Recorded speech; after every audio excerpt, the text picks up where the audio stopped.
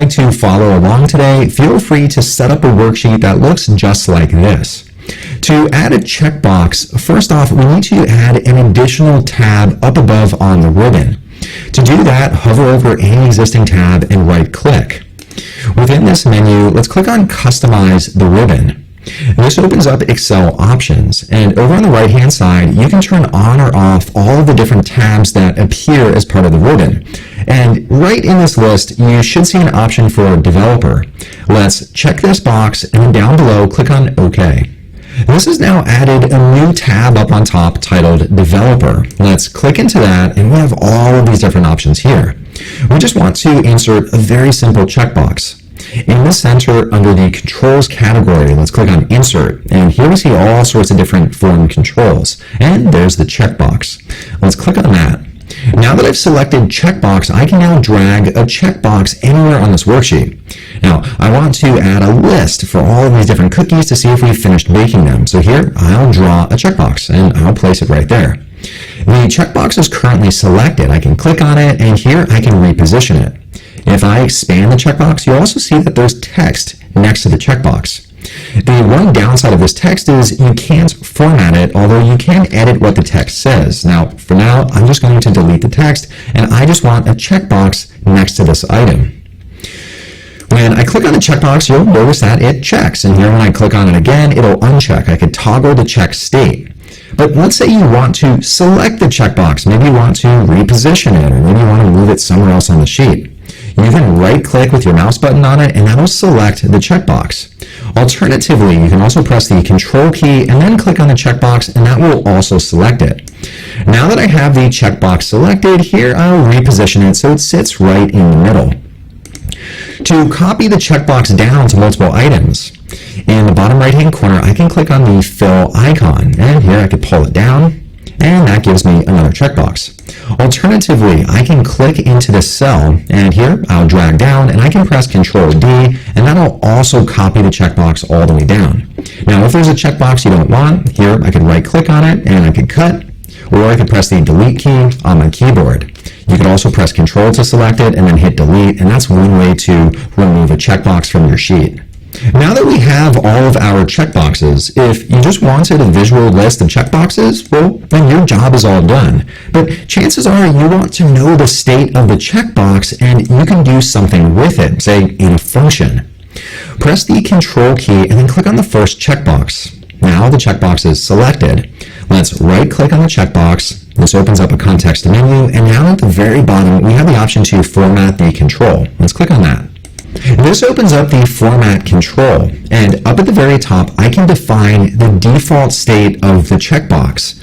Now, currently it's set to unchecked, so when you load this sheet, you'll see that all of the checkboxes are unchecked, but I could also change that to checked, and that will become the default state. So if I load this sheet, you'll see all of the checkboxes are checked. You can also set it to a mixed state. Down at the bottom, you can also toggle on or off 3D shading, and that affects the visual appearance of this checkbox. The true power of checkboxes comes from the ability to link the state of the checkbox to a cell. Let's click in here and then select this icon. And let's link the checkbox to cell C2. Now click over there, and up above we see C2 in the Format control. I'll expand this again, and then let's click on OK. Now, it looks like nothing changed, but look at this. When I check this box, let me deselect it. When I click on the box, you'll see now that cell C2 shows true.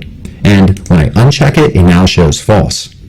I've now linked my first checkbox to a cell, but I also need to go through and link all of these other checkboxes to a cell. And I'll show you a few different ways that you can do this. I'll press the Control key and click on the second checkbox. Now, I could right-click and go down to Format Control, but an even quicker way is we could press Control-1 on the keyboard, and this opens up the Format control. Now, I can click into Link Cell, and let's link that to C3, and then I'll click on OK. Now, here, if we test it out, we'll now see that this cell is now linked to this checkbox. But an even quicker way, let's press Control and then select this checkbox. And up on top in the formula bar, let's enter an equal sign. That lets Excel know that we're about to enter in a formula. And I want to link it to cell C4. I'll click over here and hit Enter, and these two are now linked. That's an even quicker way of linking them. And down below, I'll click on Control, insert equals up here, and then select cell C5. Now, all of my checkboxes are linked to one of these cells.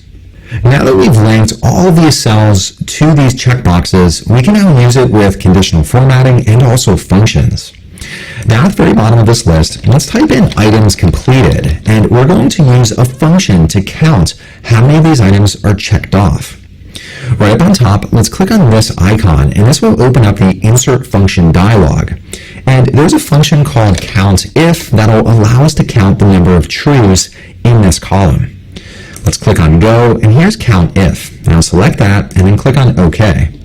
Here, it first wants us to enter in a range. This is our range, all of these values here. And for the criteria, I want a count of how many are currently set to true. And then I'll click on OK. Right now, we see that all of the checkboxes are unchecked, so none of them are complete yet. But here, if I check one of them, look at that, it says true, and now we get a count of 1. If I go through, we can count every single item. Here we have 4 items completed. We can also figure this out as a percent. Up here in the formula bar, let's divide this by the total number of items. And I'll use another function called COUNTA. This will count the number of cells in a range that are not empty.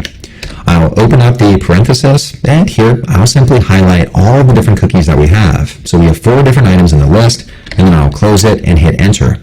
So here we see a 1, which means that we have 100% done. And if I check this, there's 0.75. Now, right up on top, let's click on Home. And right in the center in the formatting controls, we can change this to a percent style. And now I see that 25% of this list is done. I'll check the first box. Here we see 25, 50, 75, all the way up to 100%. Let's now add some conditional formatting. With this cell selected, let's go to the Home tab, and in the center, in the Styles category, let's click on Conditional Formatting. And right in the center, there's an option for data bars. Let's hover over that, and then let's go with Solid Fill. I'll select this option. Let's go right back up to Conditional Formatting, and then select Manage Rules. And here, let's click on Edit Rule. Right over here, we can now define what this bar should look like. And I'll select a minimum, let's set that to a number, and for the minimum, let's set that to 0. For a maximum, let's also set that to a number, and here you can set that to 100%, or you can enter 1, and then click on OK. And let's click on OK again.